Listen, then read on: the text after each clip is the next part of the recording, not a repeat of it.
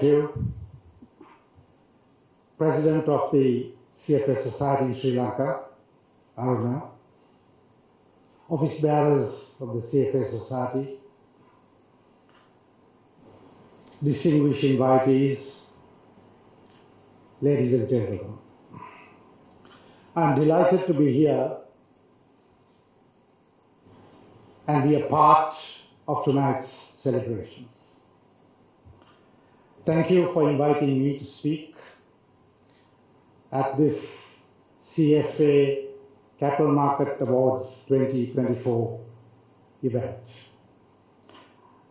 I must commend the CFA Society for having very successfully hosted the Capital Market Awards events through 11 years. It is indeed a commendable achievement. This year, you have lined up 6 awards. Awards for investor relations, best sector research report, best equity research report, best unit trust fund, and the new one, best ESG reporting.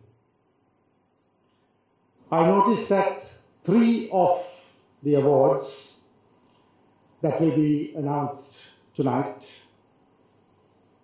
have a pronounced emphasis on research. That emphasis is most welcome.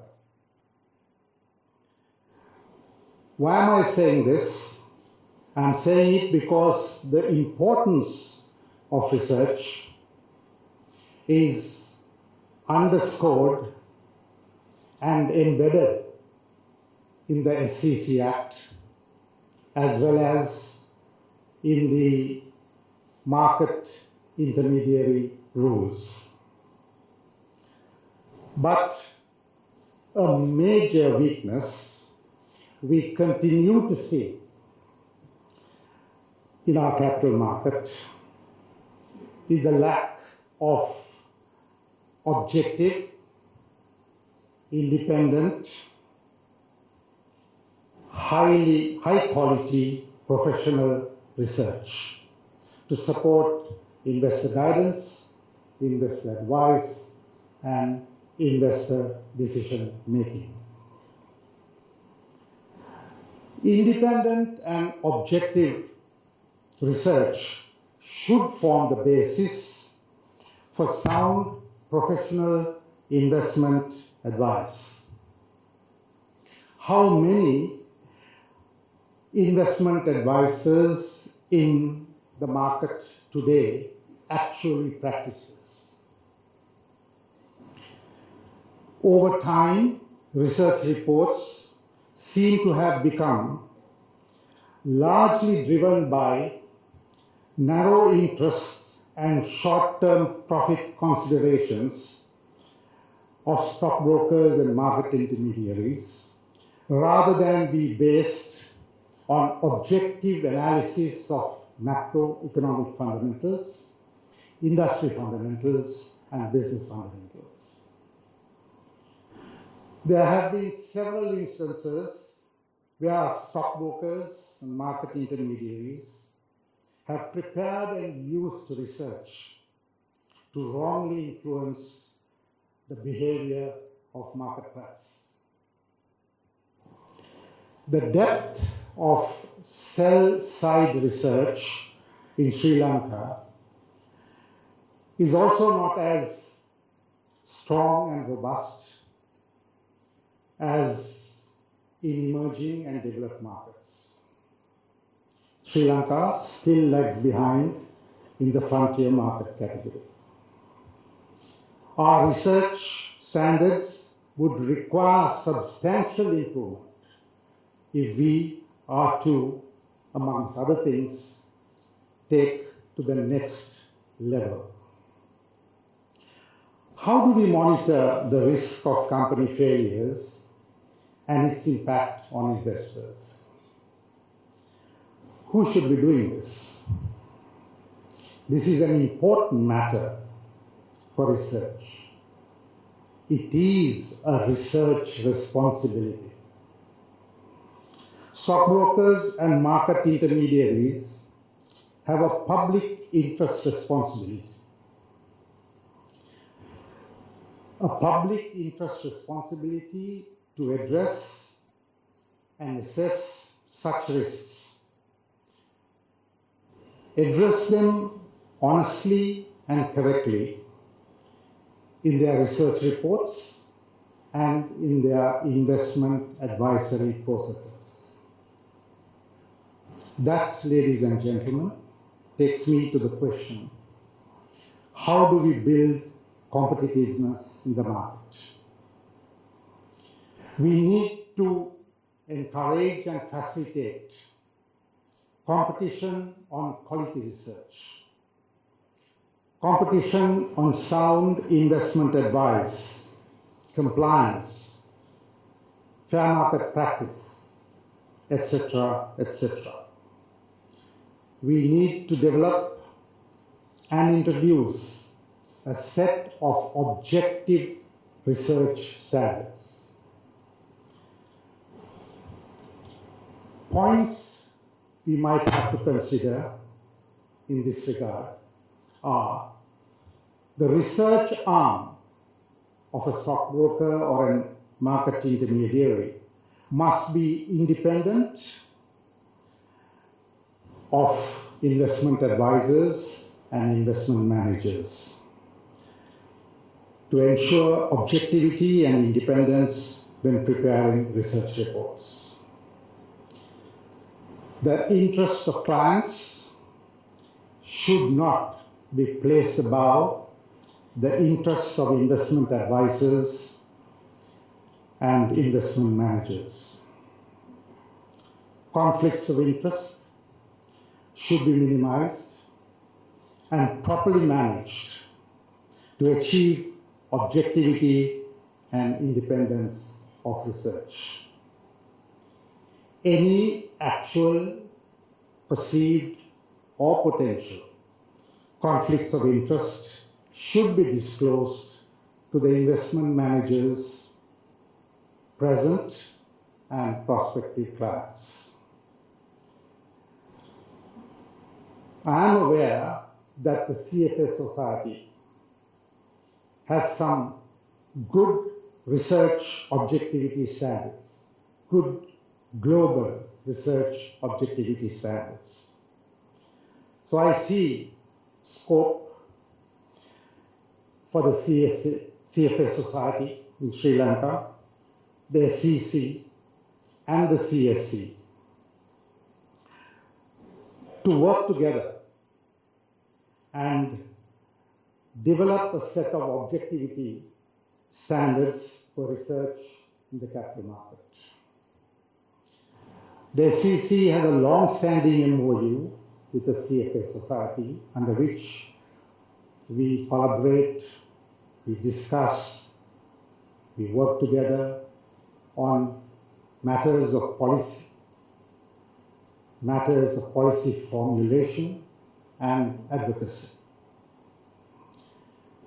So we can certainly leverage on that MOU, Mr. President, and come up with a set of objectivity research standards for Sri Lanka's capital market. Talking to somebody who has been, he called himself, I don't want to mention his name, a creature of the capital market. He said clearly that research standards at one time were at such a high level that other organizations were looking at our research and awarding us. But now, nobody seems to be interested in knowing what kind of research goes on in Sri Lanka's capital market. That is sad. Now let me at this point tell you a little story about the stock market. There were a group of investors who who were having some coffee in a business cafe, and they were talking about this particular investor who had made very good gains consistently in the recent past. And they were talking about how he has been able to do it when that particular investor walked into the business cafe. And they said, there you are. Come tell us, what is your secret? How did you make these gains consistently? He said, very simple. I just shot dead my stockbroker. So ladies and gentlemen, our stock market is known for all the wrong reasons. We've been labeled with a bad reputation in the not too distant past for pumping and dumping, for insider dealing, for all kinds of market manipulations by a few high net worth investors, stockbrokers, working together in concert and in collusion. I'm not telling you a new story. You all know this. There are several allegations against the market's character, integrity, and discipline. There's been collateral damage to the market's reputation in the not too distant past. I can boldly say this because I'm talking to you who are very much an integral part of the market. With the passing of the SEC's new act in 2021, we now have zero tolerance for prohibited market misconduct and offences. We will not hesitate to book offenders without fear or favor, because that is our public interest responsibility. We surely need to restore and ensure market discipline and integrity in order to build trust and confidence, which means all players, not just the regulator, all players in the market have a collective public interest responsibility to do so. Ladies and gentlemen, there is a correlation between the securities market and the domestic economy. You all know that. The stock exchange is going through clearly difficult patches. It is bad times, but the stock exchange will bounce back when the bad times are over for the economy. But we must prepare ourselves and the market now in order to be able to reap the gains when the economic upturn comes. The regulator, the stock exchange, and the market intermediaries must have the right infrastructure and the right processes in place for this.